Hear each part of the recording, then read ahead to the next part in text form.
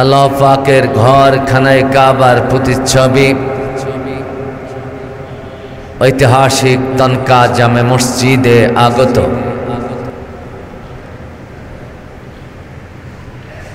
দূর দূরান্ত থেকে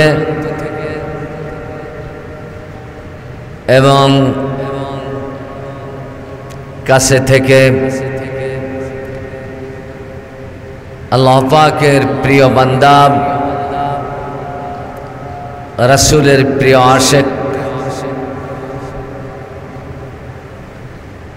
আমার শ্রদ্ধার পাত্র মুসল্লিয়ানে কিরাম সকলকে অন্তরের অন্তঃস্থল থেকে জানাই আরেকবার সালাম। আসসালামু আলাইকুম ওয়া রাহমাতুল্লাহি ওয়া বারাকাতুহু।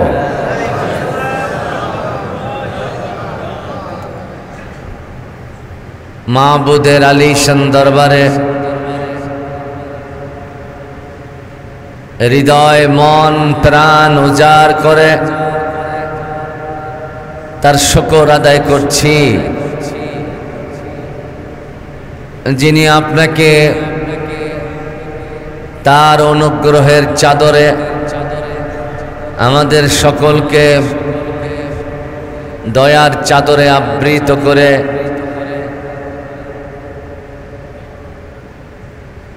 তার সামনে নিজকে সুপর্দ করবার জন্য হাজারো মানুষ থেকে বাছাই করে এ পর্যন্ত মসজিদে আসার বসার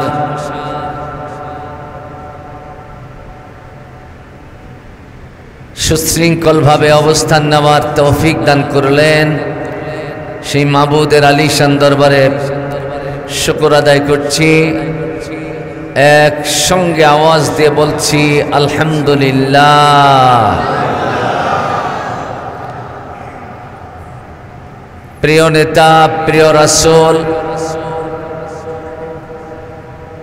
শোষিত বঞ্চিত নির্যাতিত নিপীড়িত নিগৃহীত মুসলিম মানবতার কেবলমাত্র শুধুমাত্র বন্ধু,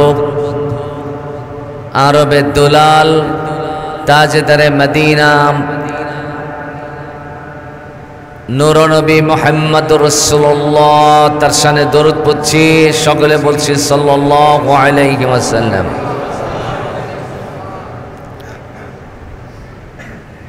প্রাণ প্রিয় মুসলিম ভ্রাতৃবৃন্দ, পর্দানসীন মা এবং বোনেরা, আপনারা জানেন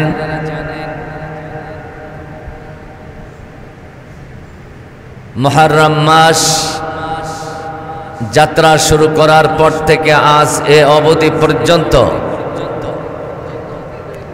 তিনটি জুমা আমাদের কাছ থেকে পার হতেই চলল। আজকে মাহে মুহররমের তৃতীয় জুমা। আমরা বিগত দুটি জুমায় মাহে মুহররম আশুরা কেন্দ্রিক আলোচনা করেছি। আজকেও ধারাবাহিকতা রক্ষা করে আলোচনাকে সামনে এগিয়ে নেওয়ার জন্য প্রাণান্তকর প্রচেষ্টা থাকবে ইনশাআল্লাহ। তবে আল্লাহ পাকের সাহায্য ব্যতি রেখে আলোচনা করাও সম্ভব নয়, শোনাও সম্ভব নয়। আলোচনা করতে, শুনতে, হৃদয়ে ধারণ করতে আমার আল্লাহর সাহায্য অবশ্যই অবশ্যই প্রয়োজন। প্রাণপ্রিয় সুধী,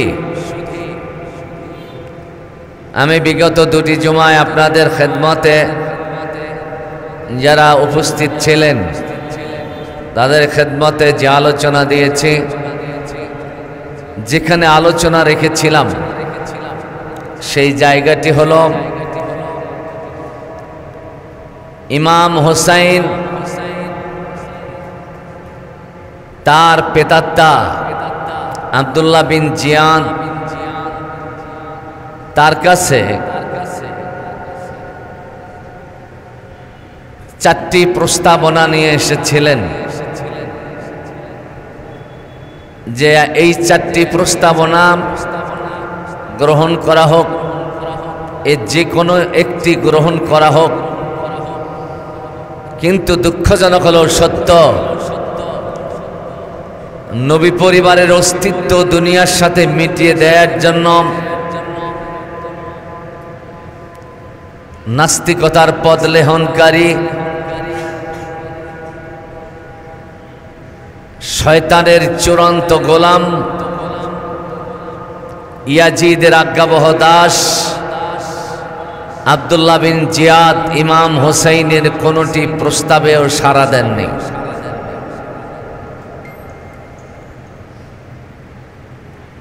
তাকে চূড়ান্ত জিহাদের দিকে আহ্বান করা হয়েছে, যুদ্ধের জন্য আহ্বান করা হয়েছে। ইমাম হোসেন রাদিয়াল্লাহু তাআলা এরপরও তাদেরকে বলেছিলেন যে দেখো, আমি নবী পরিবারের সদস্য, তোমরা যে আক্রোশ, তোমরা যে ক্রোধ ক্ষোভ আমার উপরে মেটাতে চাও, যদি এরকম করো তাহলে নবী পরিবারের অস্তিত্ব দুনিয়ার থেকে বিলীন হয়ে যাবে।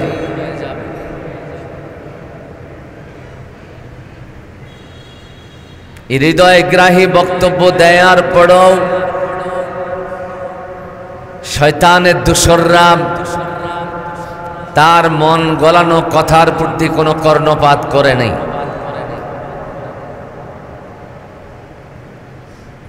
ইমাম হুসাইন রাদিয়াল্লাহু তাআলা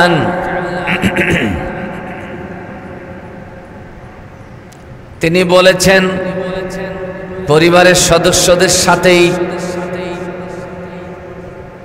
আমাদের পরামর্শ করবার জন্য একটু তো সুযোগ দেওয়া দরকার। সেক্ষেত্রেও তারা রূঢ়তা দেখিয়েছিল। পরে ইমাম হোসাইন, আমি আলোচনা যেখানে রেখেছিলাম 10ই মুহররম 9ই মুহররম দিবাগত রাত্রের শুভ সূচনা হয়েছে। ঠিক এই সময় তিনি আহলে বায়াতদেরকে নিয়ে বলেছিলেন, এই পৃথিবীতে নবীর আদর্শ টিকে থাক, ইসলাম টিকে থাক, আল্লাহ পাকের গোলামি করার এই প্রথা প্রচলন টিকে থাক। তোমরা কি চাও নাকি ইয়াজিদের প্রেতাত্মারূপী শয়তানের গোলামের গোলামি করে তোমরা এই পৃথিবীতে টিকে থাকতে চাও? চূড়ান্ত সিদ্ধান্ত, অপশাসন, দুঃশাসন, জুলুম, নির্যাতন, নিপীড়ন, সমস্ত ঘাত আঘাত এগুলো সহ্য করে হলেও অন্যায়ের বিরুদ্ধে আমরা আমাদের প্রচেষ্টাকে অব্যাহত রাখব। অন্যায়ের কাছে আমরা কোনো ক্রমেই নিজকে বিক্রি করে দেব না। সুবহানাল্লাহি বিহামদিহি। এই সিদ্ধান্ত নেয়ার পর এখনো ইয়াজিদ পরিবারে জানিয়ে দেওয়া হয়নি। সিদ্ধান্ত নেওয়া হয়েছে, রাতের গভীরতা বৃদ্ধি পাচ্ছে। ইমাম হুসাইন, তার পরিবারের সদস্য, তার সঙ্গী সাথীরা এক একজন জায়নামাজে সেজদায় পড়ে আল্লাহর কাছে ক্রন্দন করছেন। এক একজন হাত তুলে আর্তনাদ করে বলছেন, আল্লাহ এই জালিমের জুলুম থেকে আমাদের রক্ষা করো। দুগ্ধপুষ্য সন্তানওয়ালা মায়েরা সন্তানদেরকে বিছানায় রেখে হাত তুলে আল্লাহর কাছে আর্তনাদ করে বলছে, রব্বানা আখরিজনা মিন হাদিহিল ক্বরিয়াতিজ জালিমি আহলুহা। এই জালিম জনগোষ্ঠী, জালিম অধ্যুষিত এলাকার থেকে আমাদেরকে হে রব আপনি মুক্তি দেওয়ার লক্ষ্যে একজন অভিভাবক দিয়ে দেন। যদি তা সম্ভব না হয় আমাদেরকে আপনার পক্ষ থেকে সাহায্য করুন। এভাবে মায়েরা আর্তনাদ করছে, দুগ্ধপুষ্য সন্তানরা বিছানার মধ্যে শুয়ে ছটফট করছে, বাবারা যায় নামাজে, যুবকেরা হাত তুলে আল্লাহর কাছে আর্তনাদ করছে এই জালিমের অন্যায় থেকে বাঁচবার জন্য। ক্লান্ত শ্রান্ত হৃষ্ট ক্লিষ্ট হওয়ার মধ্য দিয়ে রাত পার করে দিচ্ছেন তারা।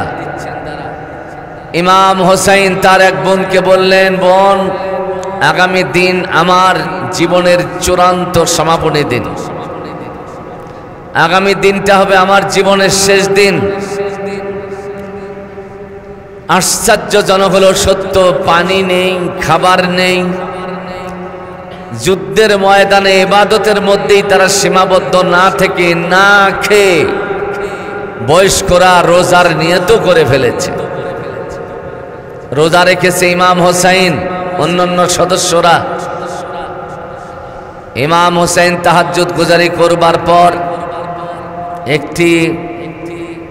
একটু দুর্বলতার কারণে তন্দ্রাচ্ছন্ন হয়েছেন। ঠিক ঘুম তাকে এসে ক্লান্ত করে দিল। ঘুমের মধ্যেই দুজাহানের কান্ডারি রাহমাতাল লিল আলামিন তাকে ডাক দিয়ে বলছেন, ইমাম হোসেন স্বপ্ন যোগে দেখছে, হোসাইন তুমি আমার আহলে বায়াতদেরকে নিয়ে, নবী পরিবার, সাহাবী সঙ্গী সাথীদেরকে নিয়ে অন্যায়ের বিরুদ্ধে জীবন দেওয়ার জন্য যে চূড়ান্ত সিদ্ধান্ত নিয়েছ, এটাই হচ্ছে তোমাদের জন্য মুক্তির পথ, এটাই তোমাদের সম্মানের পথ, মর্যাদার পথ। জোরে বলেন সুবহানাল্লাহ। এই জন্য তো আল্লামা সাইদি হুজুর বলেছিলেন, বাঘের মতো ঈমান নিয়ে বাঘের মতো 1 ঘন্টা বাঁচতে চাই, বিড়ালের মতো 1000 বছর বাঁচাতে কোনো লাভ নেই। কারণ তার ধমনীতে প্রবাহিত হচ্ছিল ইমাম হোসাইনের রক্ত।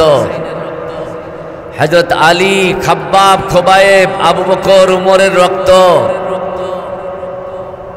জালিমদের রক্ত চক্ষুকে উপেক্ষা করে ন্যায়ের পথে জীবন দেওয়াটাই তাদের কাছে মর্যাদার কারণ ছিল। জালিমের কাছে আত্মসমর্পণ করাটাই তাদের কাছে অমর্যাদার কারণ ছিল। এজন্যই তারা সম্মানের সাথে আল্লাহর ডাকে সাড়া দিয়েছেন। ঠিক কিনা বলেন? ইমাম হোসাইন দেখছেন নানা ডাক দিয়ে বলছে জান্নাতের দরজা থেকে, আমার নবী তো দুনিয়ায় নাই, নাকি জীবিত ছিলেন? ওই সময় কি কারবালার যুদ্ধের সময় কি জীবিত ছিল? নবীর ওফাতের প্রায় 51 বছর পরে এই কারবালার ঘটনা হয়েছে।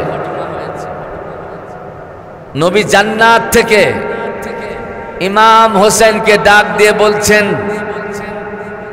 তুমি যুদ্ধের ময়দানে নেমে জীবন উৎসর্গ করার মধ্য দিয়ে খেলাফতি শাসন ব্যবস্থা পুনরুদ্ধারের জন্য,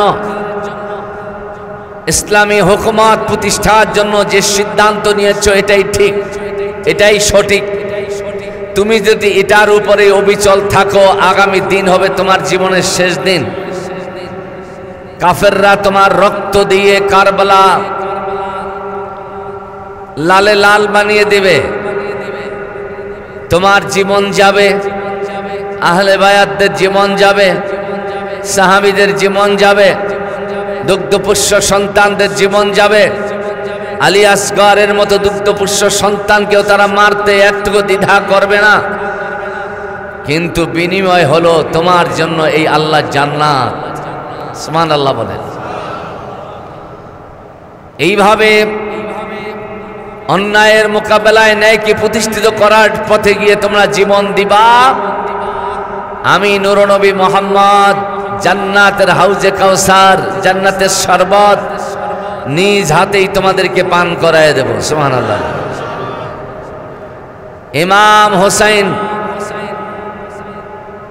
দেখলেন তার পিছনে, নবীজির পিছনে তার বাবা, শ্রদ্ধাভাজন বাবা হযরত আলী কাররামাল্লাহু ওয়াজহাহু, নবীর মতো শরবতের পেয়ালা হাতে নিয়ে তিনিও দাঁড়িয়ে আছেন।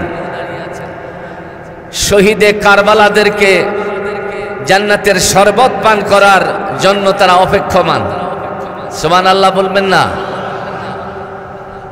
আলীর পিছনে আম্মা জান ফাতেমাতুজ জোহরা, তিনি মুমূর্ষ ক্লিষ্ট অবস্থায় শরবতের পেয়ালা নিয়ে তিনিও পিছনে, আলীর পিছনে দাঁড়িয়ে আছেন।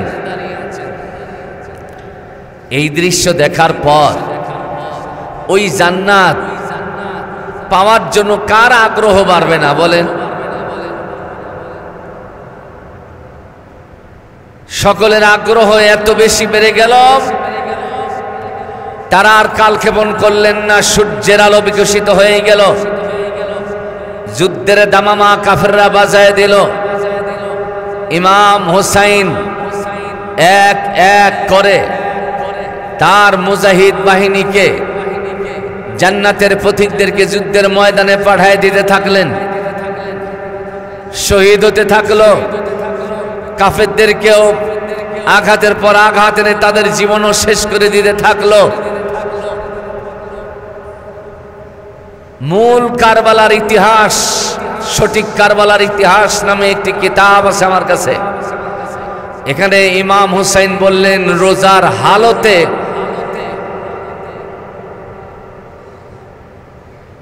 নবীর হাতের তৈরি করা মুজাহিদগুলো কাফেরদের বিরুদ্ধে এমন মারাত্মক আক্রমণ পরিচালিত করেছিল, 4000 মতান্তরে 6000 কাফেররা মার খাইতে খাইতে ক্লান্ত হয়ে গেছিল।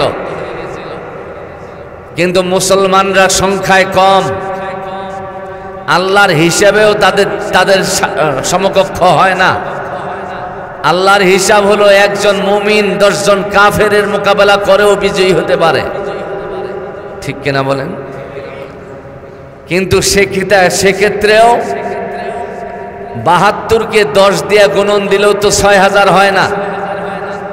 এত কম সংখ্যক মুজাহিদরা মোকাবেলা করে আস্তে আস্তে তাদের জীবন আল্লাহর রাহে উৎসর্গ করতে থাকলেন। হযরত ইমাম হোসাইনকে তার স্ত্রী ডাক দিয়ে বললেন, হোসাইন, কার অপেক্ষা করবা? এবার নিচে নেমে পড়ো। তাদের মোকাবেলায় নামার আগে আমার এই দুগ্ধপুষ্য সন্তানটাকে তুমি নিয়ে একটু ওই কাফেরদেরকে গিয়ে হৃদয় গ্রাহী একটু বক্তব্য দিয়ে তাদের মন আকর্ষণ করো। অন্তত পক্ষে তোমাকে পানি খাবার না দিক, আমাকে পানি পান করবার না দিক, এই বাচ্চাটাকে একটু পানি তারা দিক। আলী আসগরকে ইমাম হোসাইন নিয়া ফোরাতের পাশে গিয়ে দাঁড়িয়ে বলছেন, ইয়াজিদের সৈন্যরা, আমি জানি তোমাদের হিংস্রতা আমার জীবন প্রদীপ নিভাবার রূপ ধারণ করেছে। আমি তোমাদের দৃষ্টিতে যদি অপরাধী হই, কিন্তু এই নিষ্পাপ দুগ্ধপুষ্য সন্তানটি তো অপরাধী নয়। তোমরা একে একটু পানের ব্যবস্থা করে দাও। অনতি দূর থেকে একজন হিংস্র মানবরূপী জানোয়ার, সে একটা বিষাক্ত তীর এত জোরে নিক্ষেপ করেছে, ওই তীরটা এসে আলী আসগরের কোন কোন বর্ণনায় আছে গর্দানের গলার ডান দিক দিকে ঢুকে বাম দিক দিয়ে বের হয়েছে। আবার কোন বর্ণনায় আছে ওই বিষাক্ত তীরটা তার সিনা মোবারকে বিদ্ধ হয়ে পৃষ্ঠদেশ পর্যন্ত আঘাত করেছে। রক্তে লালে লাল হয়ে গেছে আলী আসগরের গোটা দেহেও। তার রক্তে পিতা ইমাম হুসাইনের কোল ও শরীরও রক্তে লালে লাল হয়ে গেছে। অন্যায়ের মোকাবেলা করতে গেলে ফুলের মালা পাওয়া যায় না, অন্যায়ের মোকাবেলা করতে গেলে মারহাবা পাওয়া যায় না, অন্যায়ের মোকাবেলায় ন্যায়কে প্রতিষ্ঠিত করতে গেলে এইভাবে রক্তের পর রক্তের বন্যা বয়ে দিতে হয়। সম্মানিত সুধী প্রাণপ্রিয় আমার মুসল্লিবৃন্দ, ইমাম হুসাইন আলী আসগরকে নিয়ে এসে তার স্ত্রীর কোলে দিয়ে বলছে, বিবি আমি জানি আমাদের মতো নরম হৃদয়ওয়ালা মানুষগুলোর জন্য ওই পাপিষ্ট পাপাত্মাদের দেহের মধ্যে কোনো মমতা নাই, ঠিক কিনা বলেন? যেই কারণে ওরা ক্ষমতাসীন হইবার জন্য গণহারে মানুষকে হত্যা করে, ওরা ক্ষমতার মসনদ ধরে রাখার জন্য মারণাস্ত্র ব্যবহার করে, আন্দোলনকামী জাতিসত্তাকে তারা থামিয়ে দেওয়ার জন্য ঘৃণ্য পায়ে তারা চালায়। কথা বলেন ঠিক না? এরা যতই দেশপ্রেমিক হওয়ার রূপ ধারণ করুক আর স্লোগান দেখ, বুঝতে হবে এটা পবিত্র পাপাস্তা ইয়াজিদের উত্তরসূরি। এদের জন্য দেশপ্রেম হৃদয়ের জায়গা নাই, এদের মনের মধ্যে দেশপ্রেমিক কোনো মানুষের মমতা এদের মনে নাই, ঠিক না? ঠিক বলে।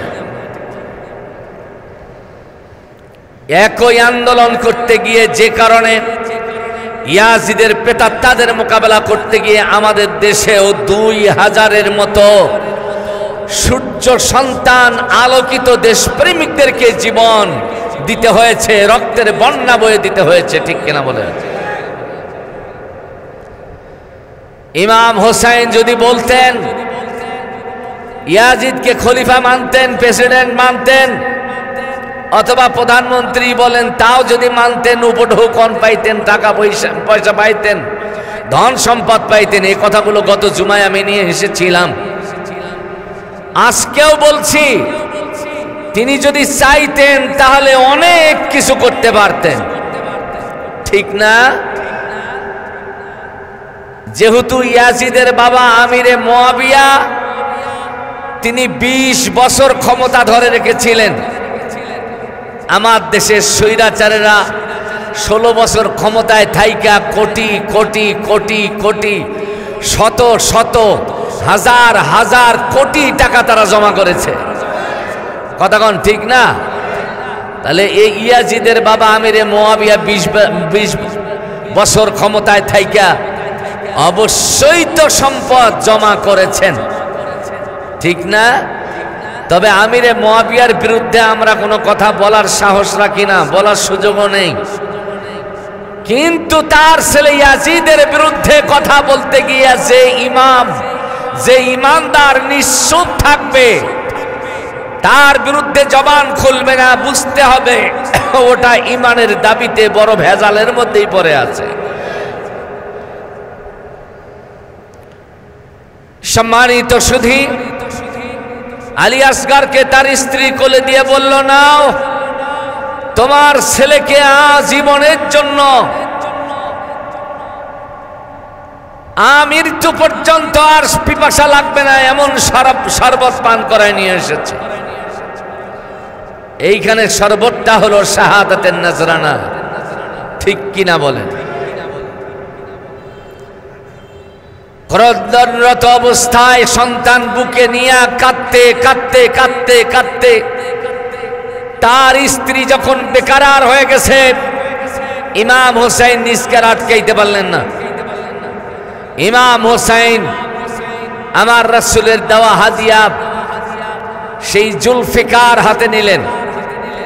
নেওয়ার পর তিনি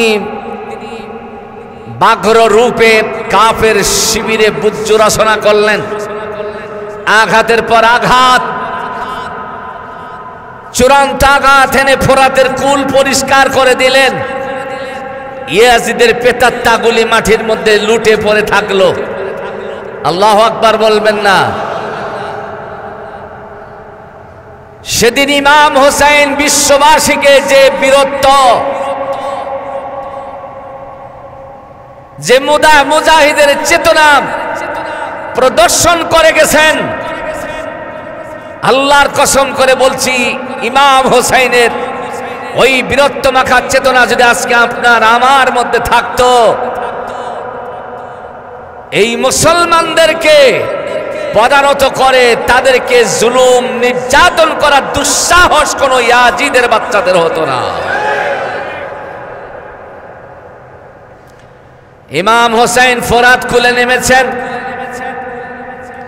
পিপাসায় কাতর, কলিজা ফেটে যায়। দুই হাতে এক আসলা পানি নিয়েছেন, পানি পান করবেন। এমন সময় বুক ফাটা আর্তনাদ তার ভিতরে জাগ্রত হয়ে তাকে বলছে, তোমার সন্তানকে এই পানির জন্য হত্যা করেছে, রক্তাক্ত করেছে, আর তুমি সেই পানি পান করার জন্য এখন প্রস্তুতি পানি ফেলায় দিলেন। আবার উঠে দাঁড়িয়ে তার বাড়ি পরিচালনা করলেন, কাফেরদের বুজ্জ রচনা ভেদ করে দুর্গম গতিতে এগিয়ে যেতে থাকলেন। এইবার আব্দুল্লাহ বিন জিয়াদ যুদ্ধের ময়দানের খবর নিলেন। নেওয়ার পর দেখলেন যে অবস্থা ভালো না। ইমাম হোসেন একাকী তার জেহাদি চেতনা দিয়ে কাফেরদেরকে কচুকাটা করে ফেলায় দিচ্ছে। আল্লাহু আকবার। দূর থেকে একজন দুষ্ট ইয়াজিদের প্রেতাত্মা বিষাক্ত একটা তীর ইমাম হোসেনকে টার্গেট করে এত জোরে মেরেছে, ইমাম হোসেন দুলদুল যে ঘোড়ার উপরে সাওয়ার ছিলেন ওইখান থেকে তীরের আঘাতে নিচে পড়ে গেলেন।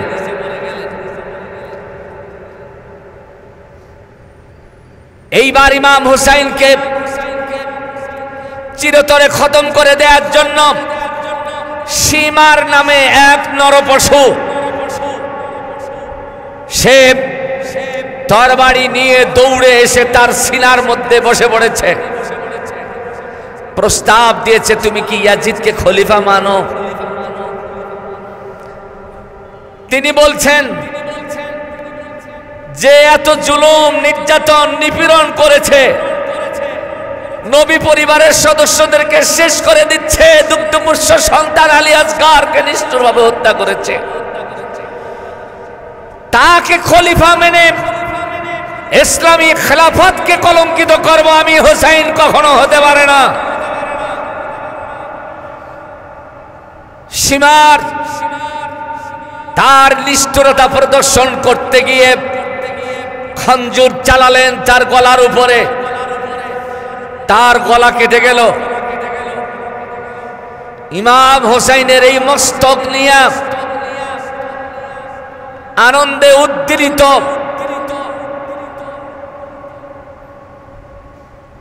নবী পরিবারের সদস্য ইমাম হোসেনকে খতম করার মধ্য দিয়ে তাদের আনন্দ উল্লাস উন্মাদনা,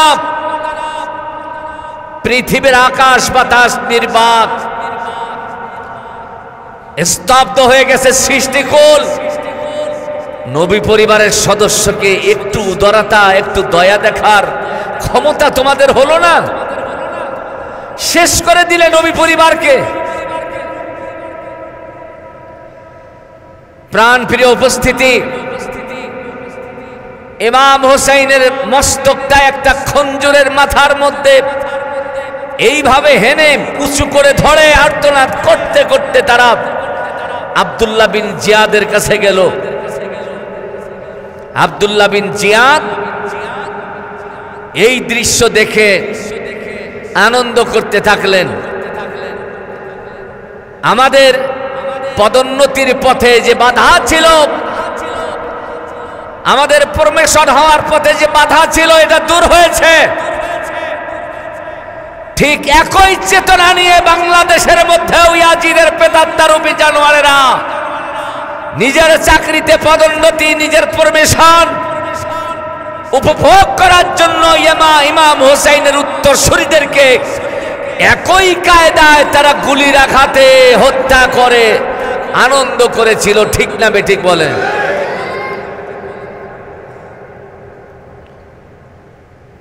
অপশাসন প্রতিষ্ঠিত হল।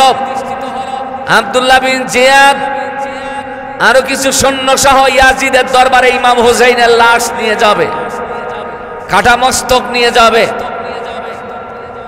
কি নিষ্ঠুরতা! প্রতিমধ্যেই সন্ধ্যা ঘনিয়ে এসেছে। এই সন্ধ্যার মধ্যেই তারা বিশ্রাম নেবে এমন একটি জায়গা খুঁজে না পাওয়ার কারণে পাশেই একটি গির্জা, ওই গির্জার মধ্যে তারা গিয়া গির্জার যে যাজক ছিল তাকে বলছে, আমরা আজকে রাতটা এখানে কাটাবো, তোমরা কারা? আমরা অমুক রাজ্যের গভর্নর, আমি অমুক। ইয়াজিদের দরবার থেকে আগত এরা, ইয়াজিদের সৈন্য, খলিফার সৈন্য। খঞ্জরের মাথায় যে মস্তক দেখা যায়, এটা কার মস্তক? মানুষকে এভাবে তোমরা হত্যা করো, এভাবে খঞ্জরের মাথায় ঝুলিয়ে নিয়ে আনন্দ করো, এটা কার? ওই গির্জার ধর্মযাজক যে ছিল, পুরোহিত যে ছিল, তাকে বলা হলো এ হচ্ছে নবী পরিবারের আলোকিত সদস্য, আলীর ছেলে, এ হচ্ছে ইমাম হুসাইনের মস্তক। ওই গির্জার ধর্মযাজক তাজ্জব হয়ে বলছেন, তোমরা কি বললে? বলছে এর নাম ইমাম হুসাইন। ওই ধর্মযাজক ইতিহাসের পাতায় বলা হয়েছে নিজের বুকের মধ্যে হাত চাপড়ে চাপড়ে আর্তনাদ করে বলে, এই পৃথিবীতে সবচেয়ে ভালো মানুষ যারা, তাদের সাথে ইহুদিরা যে নিষ্ঠুরতা দেখায়নি, খ্রিস্টানেরা যে নিষ্ঠুরতা দেখায়নি, মুসলমানদের মধ্য থেকে তোমরা সেই নিষ্ঠুরতা দেখাইলা। এত বড় নির্মম ইতিহাস তোমরা রচনা করলা, নবী পরিবারের সদস্যকে হত্যা করতে তোমাদের হৃদয় একটুকু কাঁপলো না। একজন খ্রিস্টান ধর্মযাজক, এক গির্জার পুরোহিত এই বক্তব্য দিয়ে বলেছে, তোমাদের মতো পাপিষ্ঠদের জায়গা আমার গির্জায় হতে পারে না। আল্লাহু আকবার বলেন।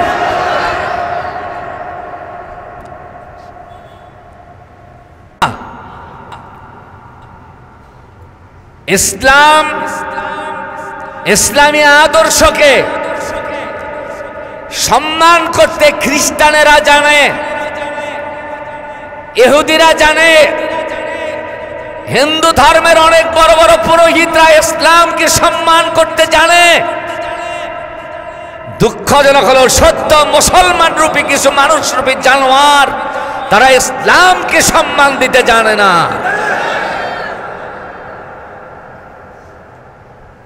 আজকে কারবালার ইতিহাস বছর ঘুরে ঘুরে বারবার আসে।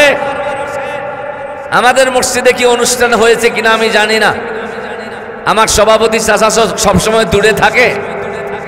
আমি চাচাকে টার্গেট করে একটা কথা বলি, ইসলামকে জানার জন্য, বোঝার জন্য, ইসলামকে পরিচয় করে দেওয়ার জন্য ইসলামে যতগুলো ধর্মীয় অনুষ্ঠান আছে এর কোনোটাই যেন বাস্তবায়ন করতে গিয়ে যেন দুর্বলতা না দেখা হয়। আজকে 10ই মুহররম স্মৃতি বিজড়িত এই দিনটি যদি এলাকার যুবক, আবাল, বৃদ্ধ, তরুণ, বরুণদেরকে নিয়ে করা হতো, যেই ছেলেরা, যেই বাচ্চারা আশুরা সম্বন্ধে কিছু জানে না, মুহররম সম্বন্ধে কিছু জানে না, এই অনুষ্ঠানে তাদেরকে আলোচনা দিলে তারা অবগত হতে পারত, আহারে নবী পরিবারের সদস্যদেরকে এই নিষ্ঠুরভাবে হত্যা করা হয়েছে। ইতিহাসটা তাদের হৃদয়ে জায়গা করে নিত, ঠিক কিনা বলেন? আজকে দুঃখজনক হলো সত্য, আমাদের দেশের প্রায় মসজিদে এই চেতনাগুলো মুসলমানদের কাছে ছড়িয়ে দেওয়ার জন্য এই অনুষ্ঠানগুলো বাস্তবায়ন করা হয় না। আমি অনুরোধ করব, আলহাজ ইদ্রিস আলী মন্ডল আমার চাচা, উনি সভাপতি হিসেবে, আমার ভাই সেক্রেটারি আছেন, উনি মসজিদ কমিটি, আপনারা যতদিন এই মসজিদ পরিচালনার দায়িত্বে আছেন ততদিন ইসলাম ধর্মের ধর্মীয় কোনো অনুষ্ঠান যেন ছুটে না যায়, বাদ না যায়, এ ব্যাপারে আপনাদেরকে সতর্ক দৃষ্টি রাখতে হবে। ইসলাম মানা ফরজ, ইসলাম প্রচার করাও কিন্তু ফরজ। একটা হচ্ছে ফরজে আইন আর একটা হচ্ছে ফরজে কিফায়া। কথা বলেন ঠিক কিনা? ওলামায়ে কেরাম যারা আছেন আমার ফতোয়ার সাথে নিশ্চয়ই একমত হবেন। ফরজে আইন আল্লাহ তাআলার নির্দেশিত যে বিধানগুলো আছে এগুলো বাধ্যতামূলক প্রচার করতেই হবে আপনাকে। যদি আপনি মুসলমান বলে দাবি করেন, এটা হচ্ছে ফরজে আইন।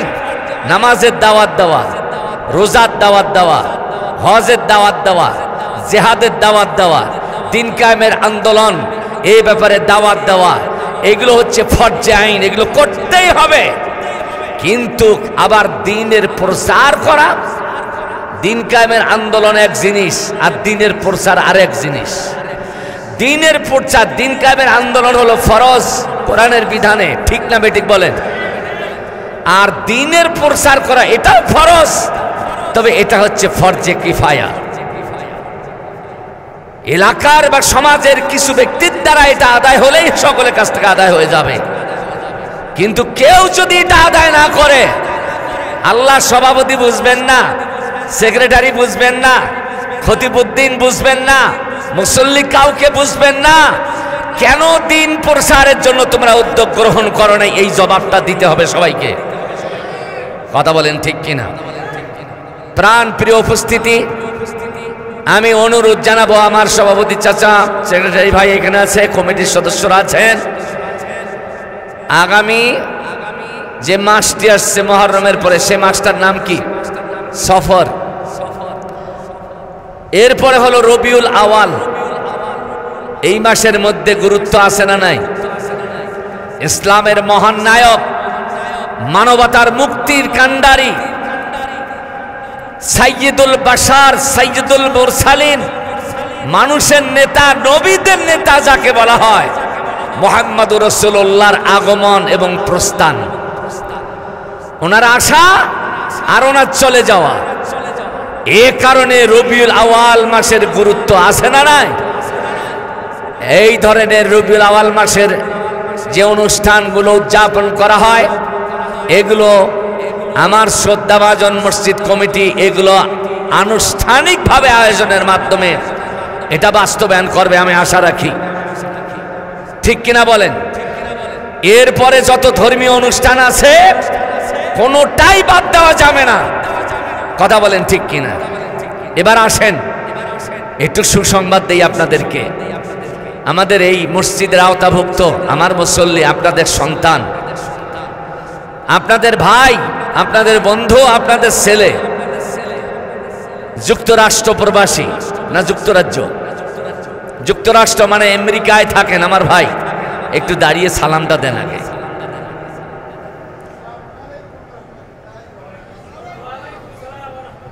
আলহামদুলিল্লাহ, আমাদের দেশের এই সন্তান, সূর্য সন্তানগুলো আমেরিকায় আছে বলে এখনো আমেরিকায় আজান হয়, আমেরিকায় মসজিদে নামাজের জামাত হয়, ঠিক কিনা বলেন?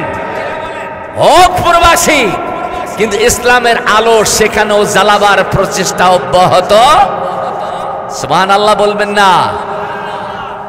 এই যে ডোনাল্ড ট্রাম্প নাকি ঘাস কাটা একটা প্রেসিডেন্ট আসছে, খচ্চরের খচ্চর, লম্পটের লম্পট, মিথ্যুকের মিথ্যুক, কথা কন ঠিক না? এর অনেক দুশ্চরিত্রের ছবি আমি দেখেছি, যেগুলো মুখের ভাষায় বলা যাবে না।